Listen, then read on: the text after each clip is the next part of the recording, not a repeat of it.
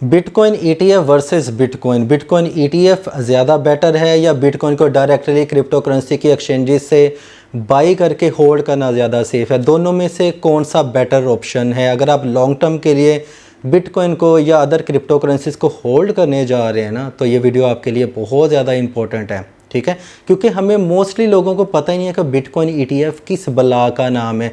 इतना पता है कि SEC ने बिटकॉइन ईटीएफ को अप्रूव कर दिया एप्लीकेशन को, लेकिन ये पता ही नहीं है कि नॉर्मल जो बिटकॉइन हम एक्सचेंजेस से बाई करते हैं और बिटकॉइन ईटीएफ में क्या फ़र्क है। ज़मीनों आसमान का फ़र्क है। होता है ना कि हमें से कुछ लोग डिसाइड करते हैं कि मैंने स्मॉल क्वांटिटी में या लार्ज क्वांटिटी में क्रिप्टो करेंसी बाई करनी है 10 साल के लिए, 20 साल के लिए, मैंने अपने बच्चों के लिए रखनी है, ठीक है। तो उनको पता होना चाहिए कि ईटीएफ में और नॉर्मल जो कॉइन होता है इनमें क्या फ़र्क है, क्योंकि आगे सोलाना का भी ईटीएफ आएगा, रिपल का भी ईटीएफ आएगा, लाइन लग जाएगी।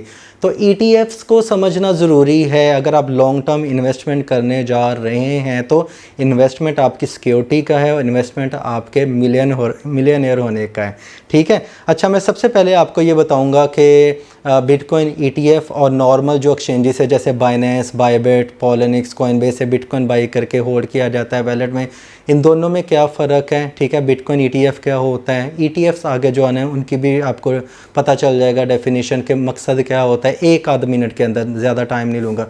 उसके बाद इन दोनों के कुछ एडवांटेजेस हैं ईटीएफ के और कुछ डिसएडवांटेजेस हैं। और नॉर्मल बिटकॉइन जो हमें एक्सचेंजेस से बाई करते हैं, डायरेक्टली बाई करते हैं, उसके भी कुछ एडवांटेजेस हैं, कुछ डिसएडवांटेजेस हैं। ये जो वीडियो आपके लिए बहुत ज़्यादा यूज़फुल होने वाली है। इसके नोट्स बना के रख लेना, याद करेंगे 2030 में कि किसी ने हमें ये मशवरा दिया था, ठीक है। बिटकॉइन ईटीएफ को कुछ हम इस तरह समझ सकते हैं, इसको हम कंपेयर करते हैं गोल्ड के ईटीएफ के साथ। 1940 में आई थिंक सो गोल्ड का ईटीएफ आया था, if I am not wrong, ठीक है। SEC ने कुछ रूल्स मुतारफ़ करवाए थे। अब इसमें होता क्या है कि आपके पास जब आप गोल्ड ईटीएफ बाई करते हैं ना, जैसे न्यूयॉर्क एक्सचेंज पे जाके बाई करते हैं तो, ठीक है, तो आपके पास ना एक रसीद आ जाती है, एक इलेक्ट्रॉनिक रसीद आ जाती है कि इतने गोल्ड या इतने तोले गोल्ड आपके पास आ चुका है, उसका ये ईटीएफ। वो रसीद ना एक ईटीएफ होती है, ठीक है। मैं ये बात कर रहा हूँ ईटीएफ्स की, गोल्ड ईटीएफ की। नॉर्मली तो आप बाज़ार में जाके 1 तोला, 2 तोला या 1 किलो सोना भी बाई कर लेते हैं, वो फिज़िकल गोल्ड आ जाता है। लेकिन इसमें क्या होता है कि आपको ना कंपनी की तरफ से आप उतने पैसे पे कर देते हैं, कंपनी की तरफ से आपको एक रिसीट मिलती है, वो रिसीट आप अपने पास संभाल के रख लेते हैं, उसको कहते हैं कि ये मैंने गोल्ड का ईटीएफ बाई किया है, ठीक है। आपके पास फिजिकल गोल्ड नहीं होता है। इसी तरह बिटकॉइन का भी ईटीएफ होता है। न्यूयॉर्क एक्सचेंज से जाके SEC के जो भी 11 ईटीएफ अप्रूव हुए हैं, आप वो जाके बाई करते हैं तो आपको रसीद मिलती है कि आपके पास हाफ बिटकॉइन है, 1 है, 2 है, 10 या 10,000 बिटकॉइन, आप इसके मालिक हैं, ये आपके पास रसीट है। लेकिन वो बिटकॉइन, वो गोल्ड हमारे पास सेफ़ है, ये हमारी सिक्योरिटी है, इसको कहते हैं ETFs, ठीक है। ये स्टार्ट कहाँ से हुआ था कि शुरू में लोगों के पास ना लेन देन करने के लिए वो सोने का इस्तेमाल करते थे। आपको पता है ना, गोल्ड होता था, ठीक है, बार्टर सिस्टम कहते थे। अब जब लोगों ने दूसरे सिटी में जाते थे ना, तो वापस आने में महीनों लग जाते थे। आज के डेट में तो नहीं है कि आपने इंग्लैंड जाना है तो 8 घंटे की आपकी फ़्लाइट है, आप इंग्लैंड पहुँच जाओगे। उस दौर में अगर आपने इंडिया से इंग्लैंड जाना होता था तो आपको 1-1, 2-2 महीने लग जाते थे, ठीक है। वापस भी आना 1-1, 2-2 साल के बाद वापस आते थे। अब वो जो गोल्ड होता था रास्ते में छिन भी सकता था, पीछे रख के जाते थे, वो चोरी हो सकता था। फिर हुआ क्या, लोगों ने ना जो वेंडर्स होते हैं, जो इनके सनियारे जिसे कहते हैं, उनके पास ये रखवाना शुरू कर दिया, ठीक है। और उसके बदले में वो उनको रसीद दे देते कि आपका जो सोना है हमारे पास इतना पड़ा हुआ है, ठीक है। जब आप वापस आएंगे रसीद लेंगे और कुछ फ़ीस होगी, ऑपरेशनल कॉस्ट जिसे कहते हैं, आगे जाके मैं एक्सप्लेन करूँगा, आप वो फ़ीस हमें देंगे और अपना सोना वापस ले लेंगे। वक्त के साथ साथ ये तरीका इतना राइज हुआ कि लोग वो जो पर्चियाँ होती हैं ना, रसीट्स होती हैं, रसीदें जिसे कहते हैं, वही दे के लेन देन करने लगे। और आज जो इसकी मॉडर्न एज हम देख रहे हैं, मॉडर्न इसका जो वे वो भी वही है कि आपके पास एक रसीद ही आती है। यहाँ से काम स्टार्ट हुआ था। अब दोनों के एडवांटेजेस भी हैं, डिसएडवांटेजेस भी हैं। पहले बिटकॉइन ETF, ठीक है, और इसके हम एडवांटेजेस, प्रोस एंड कॉन्स को पहले डिस्कस कर लेते हैं। उसके बाद हम सिंपल जो बिटकॉइन एक्सचेंजेस से बाई करते हैं, इसके हम प्रोस एंड कॉन्स निकाल लेते हैं, एडवांटेजेस एंड डिसएडवांटेजेस। लास्ट में मैं बताता हूँ कौन सा बेटर है।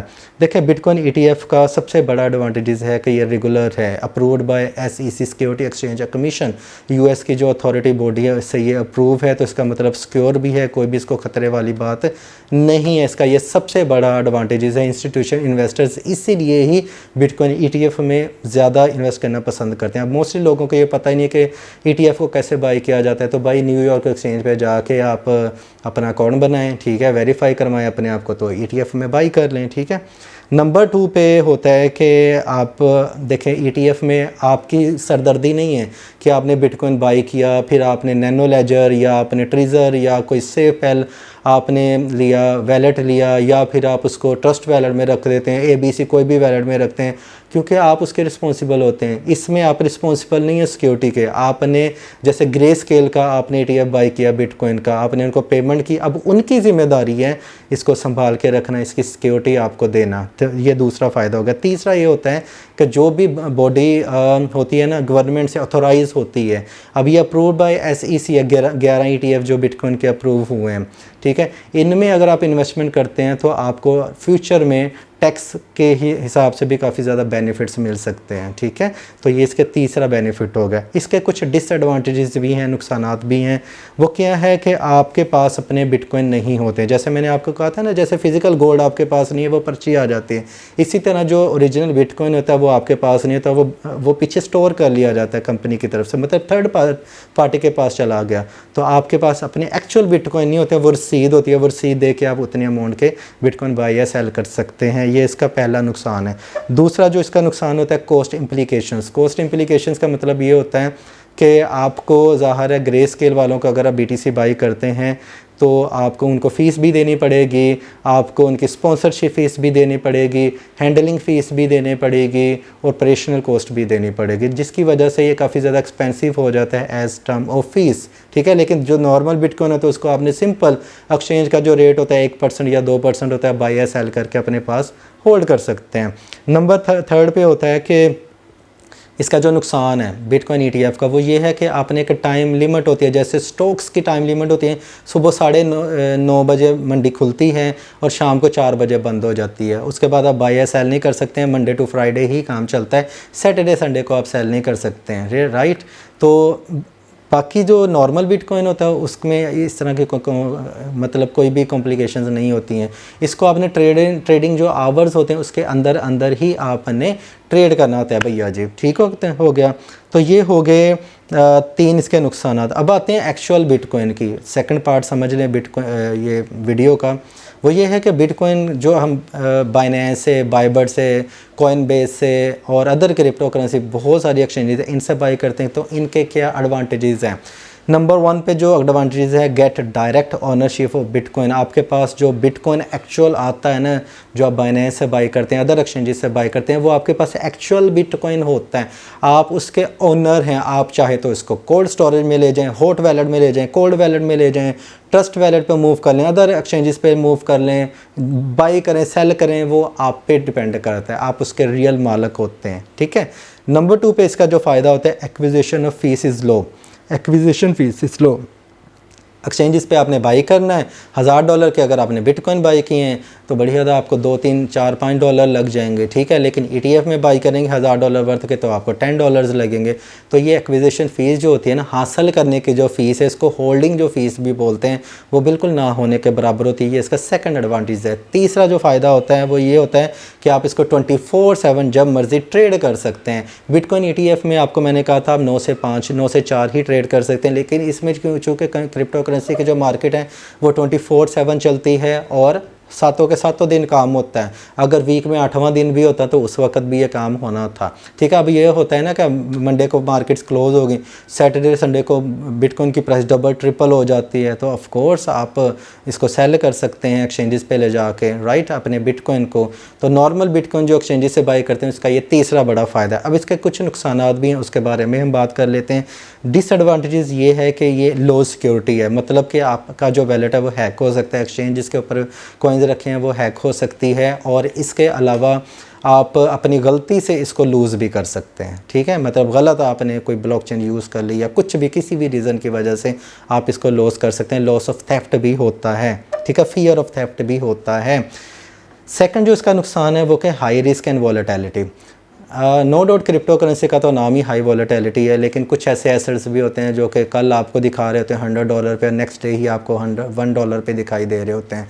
ETF में ऐसा नहीं होता, इसमें वॉलेटिलिटी को कंट्रोल किया जाता है राइट थ्रू द गवर्नमेंट। और कुछ रूल्स थे जो कि एक्ट 1940 के तहत गोल्ड ETF में वो पहली दफ़ा मुतारफ़ करवाए गए थे। उसमें ये थे कि आप हाई लेवरेज नहीं ले सकते हैं, ठीक है।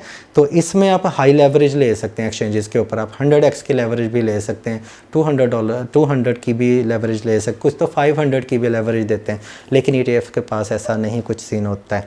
नंबर 3 पे टेक्निकल एक्सपर्टीज़ चाहिए होती हैं। बहुत सारे लोग मुझसे सवाल करते हैं कि यार मैंने USDT सर मैंने एक जगह से दूसरी जगह सेल करते हैं, कैसे करूँ? ये तो टेक्निकल काम हो गया ना। फिर उसके बाद कौन सी ब्लॉकचेन यूज़ करूँ? ये भी टेक्निकल काम हो गया। उसको मूव कैसे करना है, ठीक है, उसको ऑन चेन रहते हुए सेल कैसे करना है, बहुत सारे ऐसे काम है, उसमें टेक्निकल एक्सपर्टीज़ की ज़रूरत होती है। ये इसका थर्ड बेनिफिट हो गया। अगर आपके पास नहीं है तो आपको काफ़ी ज़्यादा नुकसान हो सकता है, आपको काफ़ी ज़्यादा ट्रबल हो सकती है नॉर्मल बिटकॉइन को हैंडल करने में। बाकी ये सारे काम बिटकॉइन ETF में वो खुद ब खुद कर लेते हैं, ठीक हो गया। ये थे एडवांटेजेस एंड डिसएडवांटेजेस। अब इसका जो अब दोनों का जो मुकाबला हुआ है, ठीक है, होपफुली वीडियो को आपने लाइक किया होगा। अब इसके नटशेल में दोनों में से ज़्यादा कौन बेटर है? देखें, अगर आपने लार्ज क्वांटिटी में बिटकॉइन बाई करनी है तो बिटकॉइन ETF की तरफ जाएं। अगर आपने 10 साल से ज़्यादा होल्ड करना है तो बिटकॉइन ETF की तरफ जाएं। बल्कि 5 साल से ज़्यादा होल्ड करना है तो बिटकॉइन ETF की तरफ जाएं। ओके न्यूयॉर्क एक्सचेंज पे या 11 ऐसी ETF अप्रूव हुए हैं, उन पर जाके अपने रजिस्टर्ड करें और बाई कर लें। क्या नुकसान है? कोई भी नुकसान नहीं है राइट। लेकिन ये कि थोड़ा सा समझना पड़ेगा इस प्रोसेस को। तो इसके अलावा जो है, अगर आप को सिक्योरिटी का इशू है, आपको पता नहीं है कि कौन सा वैलेट अच्छा है, मेरे कंट्री में वो वैलेट अवेलेबल है भी कि नहीं है, तो बिटकॉइन ETF की तरफ जाएं, ठीक है। अगर आप अपने फंड्स को डे ट्रेड करते हैं, शॉर्ट टर्म में सेलिंग करना चाहते हो, फिर बिटकॉइन ETF की तरफ ना जाएं, फीसेस काफ़ी ज़्यादा लगेंगे, ठीक है। अगर आप अपना जिसे कहते हैं कि मैं जब चाहूँ इसको सेल कर सकूँ, तो बिटकॉइन ETF की तरफ ना जाएं, नॉर्मल बिटकॉइन की तरफ जाएं। ये आपकी नीड पे डिपेंड करता है। अगर हमने लॉन्ग टर्म के लिए सिक्योर रहना तो बिटकॉइन ETF की तरफ जाएं। अगर आपको पता नहीं 1 महीने बाद, 2 महीने बाद, साल के बाद मैंने सेल कर देना है, कोई आपका फ्यूचर प्लान नहीं है, तो नॉर्मल बिटकॉइन में जाएं आप, ठीक है। तो ये इसका एग्जैक्ट आंसर ये आपकी नीड पे डिपेंड करता है। वीडियो कैसी लगी ज़रूर बताइएगा, लाइक ज़रूर कर दिया करें। आई नो दैट कि इस तरह के जो वीडियोज़ होती हैं वो थोड़ी सी बोरिंग होती है, लेकिन मिलियनेयर वही बनते हैं जो कि मेहनत करते हैं और सीख के आगे आते हैं। अपना ख्याल रखिएगा। Happy trading, take care, bye bye.